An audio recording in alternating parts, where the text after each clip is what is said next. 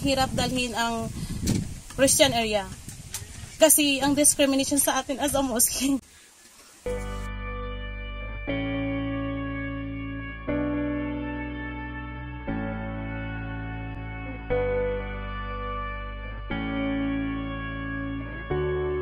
Ako si Mary Saint Kagani. Dinakapuyo ko diri sa amay Manabilang. Akong asawa is tausog, mga nagbalik Islam ko. Mahilig ko mag-attend sa mga training like sa mga farming kaya simpre nagdako ko nga farmer. Nagtanom ko og ka ng tomato, then napuno bitaw siya og ka ng ulod. Try na ako simpre silang agriculturist para maintindihan ginamo ko sa eksakto nga sakit sa farm, so gi-request na ako siya for farm visit. Sugad ato diningon din siya sa ko nga why not i-try ninyo magbuo mo og organization, mag-register sa SEC or sa DULI or sa CDA. So katong time po is nag-meeting may din murag 29 mi nag-start sa organization din hi. Pag-meeting na mo is nag-try lang mi nga nag-election of officers. Tapos naay nag-promise sa amo nga mag-register ni sa SEC, siya ang maghimo sa constitution and bylaws. Then wala na mo tugi ko ang expect nga ang among trabaho di ay nga nag-start lang mi sa joke hangtod nga natinuod siya hangtod nga naabot mi sa ingani karon. St. Mary of Downtown Farmers Organization Incorporated. Ang pangalan na dalawa is na-denied. Tapos yung na-approve is St. Mary of Downtown. Then, and the St. Mary is naggikan siya sa pangalan na ako nga Mary Saint. Siguro almost mga 300 mi, sir. Nakareceive na po kami ng corn seeds, 100 bags, then power spray. Tapos, nakareceive na kami ng 100,000 of fingerlings. Tapos naka-receive nami og kana high valued nga mga seeds gikan sa Mafar sa province, and then naka-receive nami og seeds before tung naka-courtesy call mi sa province. Ang nag-increase ang harvest at pangalawa, sir, yung nag-increase yung ang tiwala ng mga farmers sa akin. Especially po sa totoo kahit balik Islam ako, ang hirap dalhin ang Christian area. Kasi ang discrimination sa atin as a Muslim.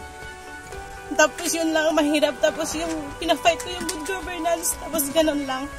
Sana po yung ganun lang. Ang laking tulong po yung mga na-receive namin actually, katulad ng corn seeds, tapos nakatanim na yung farmer ko, and then yung mga member na iba, halimbawa yung nakatanggap ng mga chemical, laking tulong po sa kanila kasi katulad ngayon yung, especially yung nag-COVID tayo, usually yung mga farmers natin is failure sa farm. Tapos ang laking tulong yung mga na-receive nila galing sa Mafar. Every 1 week kami, sir, nag-harvest. Kung minsan nga, yung isang farmer ko mag-harvest sila ng 15,000 kilos. Isang farmer lang yan.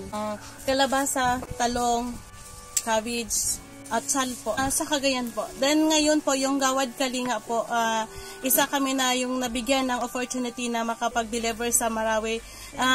Nagbibiding po kami doon ng iba't ibang commodities sa province. Sa ngayon, tomato po yung na-deliver namin doon. So, isa kami din na nag-supply sa Gawad Kalinga.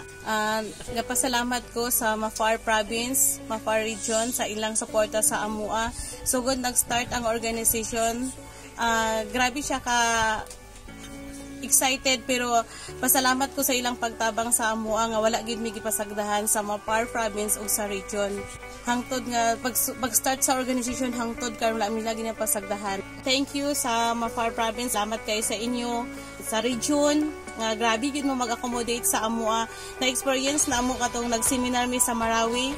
Ang feedback grabe bisag unsa ka kapoy, pero nakita sa akong mga officers ang pag-accommodate ninyo, dili mabayaran og kwarta. Salamat kay sa inyo ang pag-adto namo sa Cotabato pag-congress. Salamat kay sa inyo kay grabe gyud mo atiman sa AMUA. Salamat kayo sa Mafar Province. Balik-balik ko na ako. Salamat kayo tapos sa mga na-receive namo nga mga inputs. Dako kay siya nga tabang para sa farmer.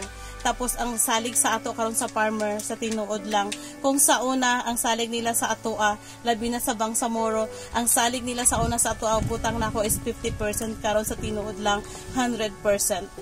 Padayon lang nato ang good governance, ipakita lang nato sa atong tao ang transparency.